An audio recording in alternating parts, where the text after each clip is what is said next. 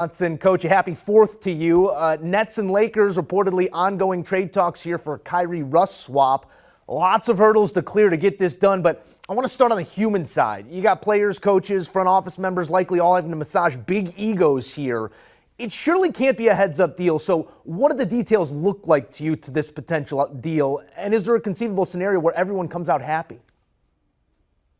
Well, I don't know if everybody's going to come out happy because the Nets, obviously, they're in a bind right now.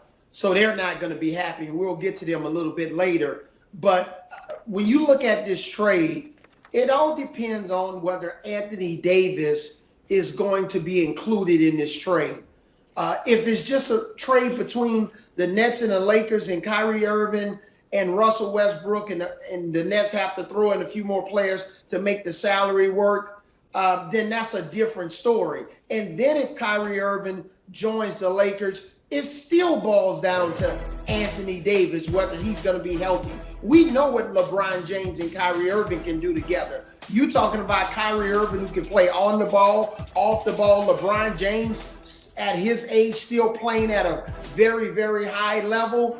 Those guys are guys that can dominate a series. Obviously, Anthony Davis doing the season when they played in the bubble, won a championship with LeBron, but now we're back to normal circumstances. So again, it just all depends whether a third team needs to get involved to make the numbers work, to make this trade work. So at the end of the day, if this trade is consummated and the Lakers can retain Anthony Davis, they're obviously going to be the happy team. And it's going to be still problematic for the Brooklyn Nets. All right, let's say this deal does come to pass. Let's explore that Brooklyn side here. They go from Harden, KD, and Kyrie to Simmons and Westbrook in a matter of 5 months. Not the type of magic trick you're looking for, Coach, but assuming Ben is healthy and ready to roll, Russ is fully engaged, is that an effective enough backcourt in today's NBA? Or are we looking at an utter lack of shooting in a shooter's league? Yeah, you answered the question, Joe. This is a shooter's league. It's a spacing league. And both of those guys don't provide enough spacing in today's NBA. Now, Ben Simmons obviously is very competitive on the defensive end. Russell Westbrook is not the defender that he was when he played back with the Oklahoma City Thunder. That's something that Darvin Ham, the coach of the Lakers, talked about. So in today's NBA, I don't think they have enough shooting. I don't know if they even have enough shooting around them. Because you don't know in this trade whether the Nets would lose a guy like Seth Curry.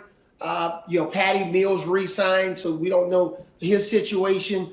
But this doesn't bode well for the Nets. They're not even a play-in team in the Eastern Conference with Westbrook and Ben Simmons. There would definitely be a rebuilding team because they're not a play-in team or a playoff team. Yeah, you know what? And all of this because KD is saying, I want out of here, too. I mean, let's not forget the fulcrum of all of this. And I think that's one of the biggest things. Until there's some resolution, people are going to be asking, where's Kevin Durant going to land? There are all sorts of variables at work here, from roster makeup to salary cap and beyond. But I'd love to know from you, Coach, where you think KD is going to play next season. The Heat are a team a lot of people are talking about lately. What's it going to take for KD to get to Miami? Yeah, when you look at Miami and the potential landing spots for Kevin Durant, obviously their names come up because have some young assets, specifically a guy like Tyler Hero. Tyler Hero is a guy that would be included in this trade. And if you pair up Kevin Durant and Jimmy Butler, Bam Adebayo in a trade scenario like this, that's something that can make obviously the Heat very dangerous. Kyle Lowry, who was basically injured towards the end of the season, he came up short. But we know Jimmy Butler, man, this guy is a monster. He can get the job done. And if for some reason they can make the money work, again, I keep thinking another third team's going to get involved because you got so much salary, especially with Kevin Durant in the first year of that $198 million extension. I don't know if the Heat has enough guys from a contractual standpoint in terms of whether the Nets are going to want that type of package back. But Kevin Durant teaming up with Jimmy Butler and Bam Adebayo, whoa, they would be definitely the favorites in the Eastern Conference. Yeah, that is a tasty proposition. I got to be open here. We asked Coach, hey, give us 3 teams you think that KD could end up on. The Heat was one of them. Another one kind of surprised me a little bit, I got to say, the Celtics. I feel like the Celtics are making moves. They got Brogdon, they picked up Danilo Gallinari. How does KD end up on the C's? Well, if I'm Brooklyn Nets, this is a team that it may not be Kevin Durant's favorite landing spot or one of his top two, because the reports are he's talked more about the Heat, and I know we'll get to the Suns in a minute. But when you look at players that you can get back in return, you're talking about a Marcus Smart, potentially a Jaylen Brown. Man, that's a good-looking package in return, especially if you have to start a franchise over, and guys that I think would have great synergy and chemistry with a guy like Ben Simmons once Ben Simmons gets back to 100%. Now, we know the Celtics, they're not going to trade Jason Tatum. I would be very, very surprised.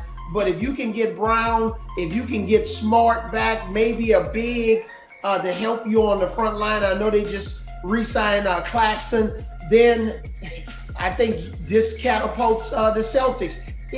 Whether Kevin Durant joins the Heat or the Celtics, they're going to be the favorites over a team like the Milwaukee Bucks and the Philadelphia 76ers. So if I'm the Brooklyn Nets, I would call Boston first rather than want to have a discussion with the Heat or this next team that we're going to talk about. We are talking about Kevin Durant. Everybody's on the phone right now, Coach. We're going to take this conversation offline, you and me, talk about why we haven't mentioned my Bulls just yet. That's neither here nor there. Best scenario for KD, you alluded to it, this coming season. That's in Phoenix in your eyes.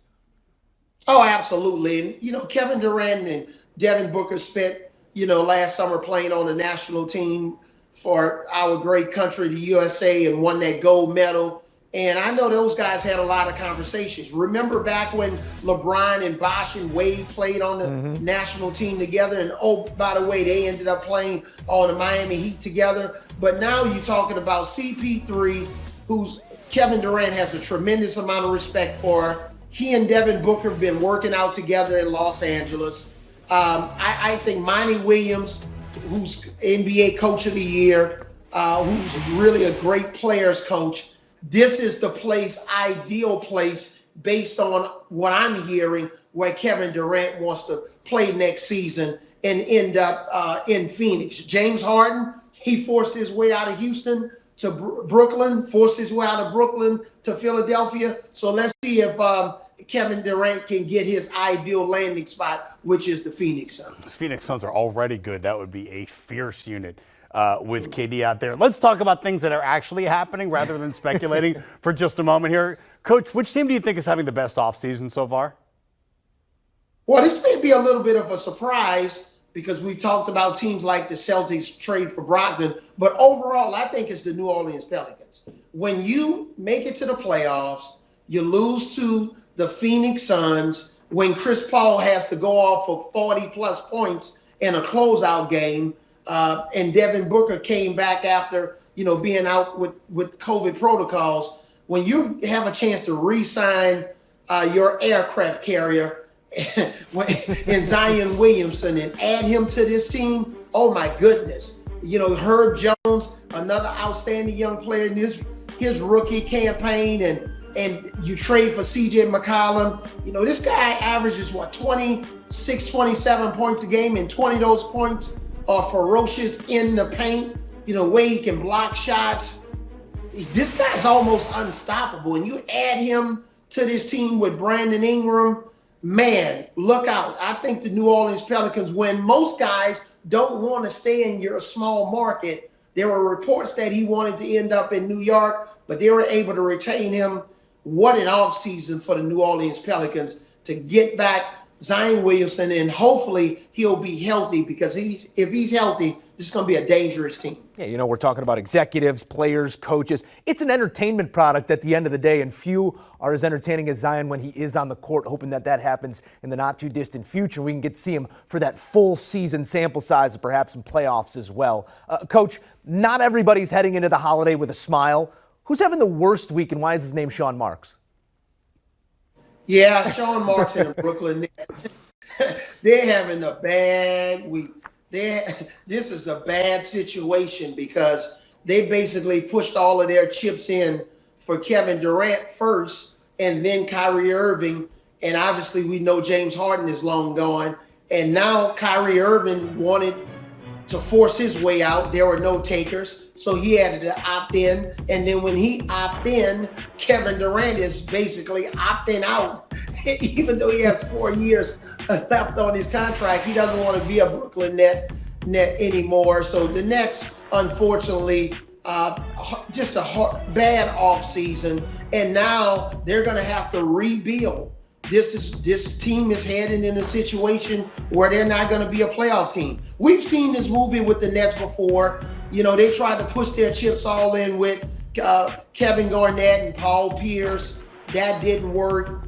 Jason Kidd coached there for a season, you know, and then Jason Kidd opted out and he forced his way out to the Milwaukee Bucks. So just a bad run for a franchise that have moved into $1 billion stadium in Barclays. Is a beautiful stadium. I was the first Brooklyn Nets coach, so I know how beautiful that stadium is and how thirsty that fan base is to have a winner. But they're having a bad offseason. Yeah, they were a size 17 away from winning the whole thing a couple years back. Now looking like a shoe-in to be rebuilding. Coach, we appreciate you stopping by on the holiday. Go enjoy. Happy for it. All right, taking a look at the odds to win the NBA title next season, and these numbers already changing and subject to change further, that is. The Warriors were odds-on favorites to do it after winning the title just a couple weeks ago. Now 6-1, second to only the Celtics. Maybe Vegas reading into some tea leaves as well, getting closer to a Durant deal, whether that be to the Suns at 6-1, the Celtics at plus 575, and then the Lakers